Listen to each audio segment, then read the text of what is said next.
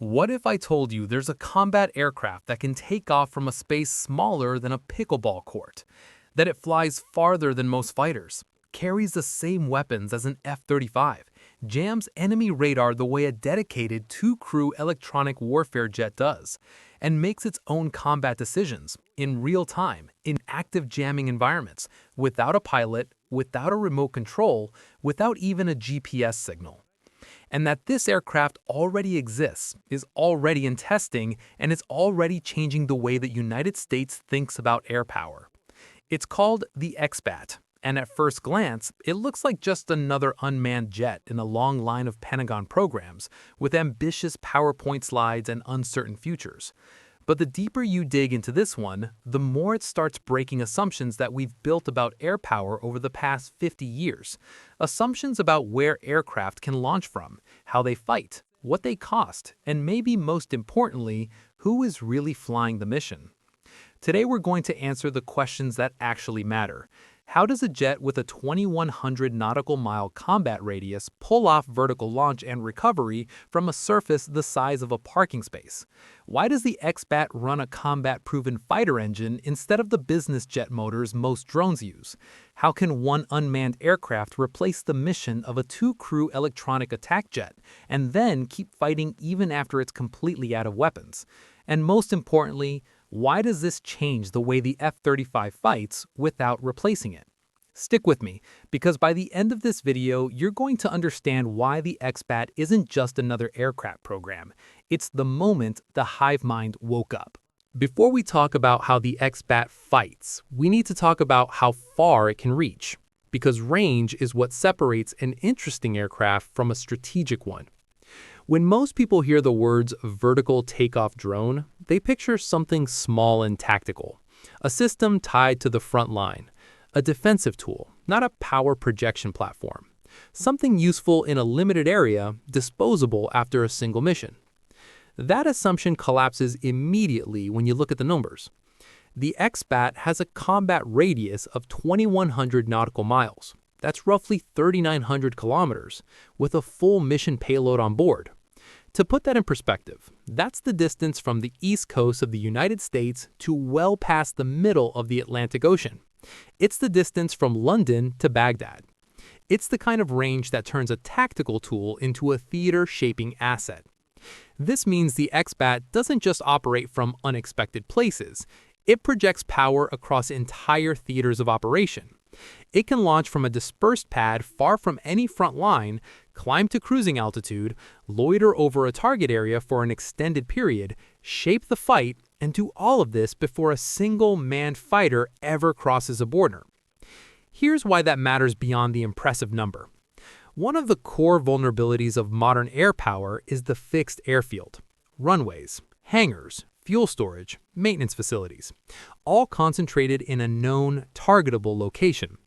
Every serious military adversary, Russia, China, Iran, has invested heavily in long-range precision missiles designed to do exactly one thing: destroy runways and ground entire air wings in the first hours of a conflict.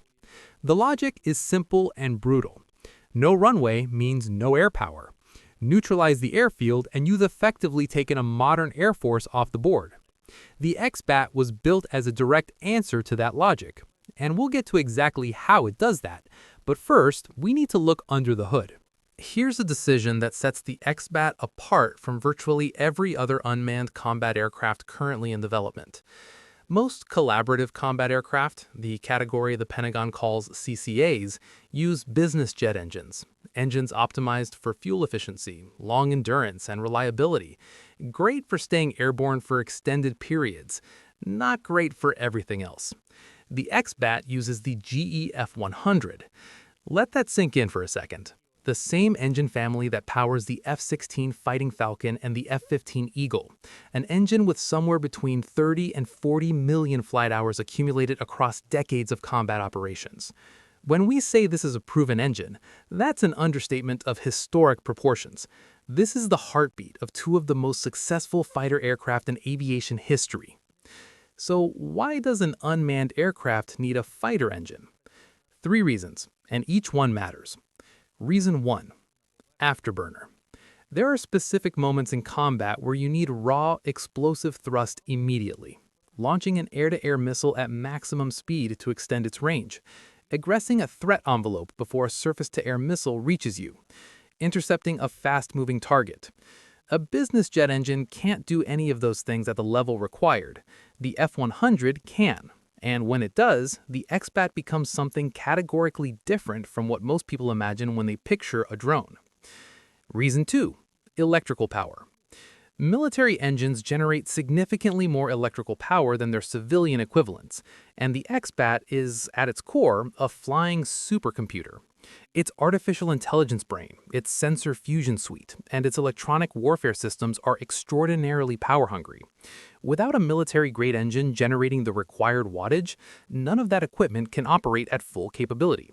The engine isn't just propulsion, it's the power plant for everything that makes the XBAT intelligent. Reason 3. Altitude performance. The XBAT cruises at 55,000 feet, roughly twice the altitude of a commercial airliner. At that height, the air is so thin that fuel consumption drops dramatically, extending range significantly. But high altitude isn't just about fuel economy. At 55,000 feet, an air-to-air missile launched from the XBAT has dramatically more range and kinetic energy than one launched from low altitude. The F-14 Tomcat and F-15 Eagle were specifically designed around the same principle. Altitude is a force multiplier. The XBAT inherits that advantage and takes it further because it can stay up there longer than any manned aircraft comfortably can. Now we get to the capability that fundamentally changes the strategic calculus. The XBAT takes off and lands vertically. Not like a helicopter, it doesn't hover horizontally. The XBAT is a tail-sitter configuration. It launches vertically like a rocket, pointing straight up, then transitions to horizontal forward flight. If that sounds familiar to anyone who follows spaceflight, it should. One of the principal engineers behind the SpaceX Falcon 9 vertical landing system now works on the XBAT program. The physics are closely related. This isn't the first vertical takeoff combat aircraft. The Harrier and the F-35B both have that capability. But there's a critical difference. When the F-35B lands vertically, the exhaust from its lift fan system gets hot enough to melt and damage the surface underneath it, limiting where it can actually operate. The XBAT's designers at Shield AI built an integrated blast shield into the vertical launch system specifically to address this problem. Any surface, becomes a valid launch and recovery point. What does that actually mean operationally? Any flat area roughly the size of a pickleball court is now an airfield, a truck bed with a launch platform, the deck of a frigate or a container ship, a cleared field, a parking structure rooftop, a patch of compacted dirt in a forward area. And here's the detail that should get every defense planner's attention. The XBAT was designed dimensionally to fit inside a standard 20-foot shipping container, which means you can pre-position dozens, potentially hundreds of launch and recovery points dispersed across a theater of operations in locations the enemy cannot effectively target because they don't know where they are and can't destroy them all simultaneously even if they did. The entire strategic logic of destroy the runway, ground the air wing, stops working when the air wing can launch from anywhere. Let's come back to where we started, a pickleball court. The most forgiving recreational sport on Earth. Small court, slow ball, short distances. Designed so that almost anyone can play without exceptional athleticism or years of training. The XBAT looks at a pickleball court and says, "That's my runway." If pickleball is tennis with the difficulty turned all the way down, the XBAT is a fighter jet with the infrastructure requirements turned all the way up. You don't need a base. You don't need a runway. You don't need a ground crew of 50 people and a fuel truck convoy. You need a flat surface, a shipping container, and the launch command. That's the revolution. Not the range, not the engine, not even the AI, though all of those are genuinely remarkable. The revolution is the separation of combat air power from the fixed infrastructure that has always defined and constrained it. The F-35 is one of the most capable aircraft ever built. It will remain so for decades.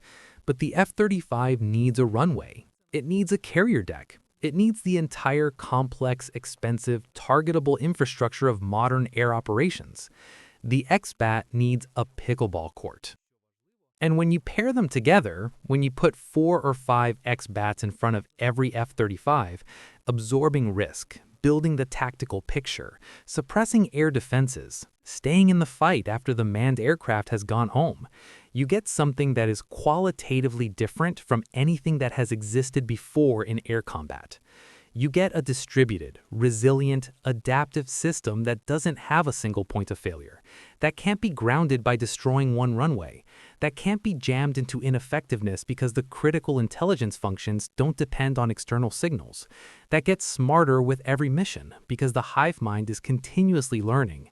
This isn't the future of air warfare. It's the present, right now, being tested, refined, and deployed. And the rules it's rewriting have been in place since the first jets flew. The programs that matter most aren't always the loudest ones. Sometimes they're the ones quietly solving the problems everyone else decided were too hard. Amateurs talk about aircraft. Professionals talk about systems. And the people building the future of air power are thinking about something bigger than either. They're thinking about resilience, about adaptability, about what happens when everything the adversary planned to neutralize simply isn't there to be found. The age of the fixed airfield as the foundation of air power is ending. What replaces it is already in testing. It takes off from a pickleball court. And now you know.